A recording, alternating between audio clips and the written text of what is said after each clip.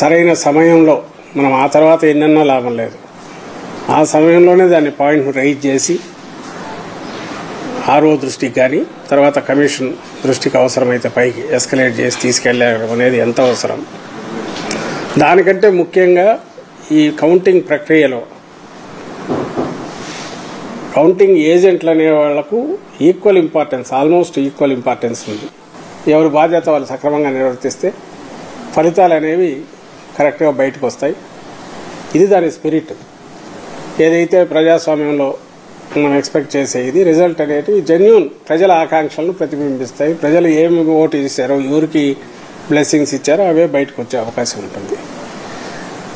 అయితే పోటీ ఇంత తీవ్రస్థాయిలో ఉన్నప్పుడు, అందులోనూ మన రాష్ట్రంలో ఇప్పుడున్న పరిస్థితుల్లో ప్రత్యర్థులు ఏ రకమైన దీనికైనా పోయి ఎలాంటి కుట్రలకైనా పాల్పడి వాళ్ళ దీనికి తగినట్టు మలుచుకోవడానికి వ్యవస్థల్లో కూడా చొరబడి చేసే అలవాటున్న ప్రత్యర్థులను మనం ఇక్కడ ఎదుర్కొంటున్న నేపథ్యంలో వాతావరణం కూడా కొంచెం ఇదిగా ఉన్నందువల్ల మనం మోర్ అలర్ట్గా ఉండాలని చెప్తున్నాం.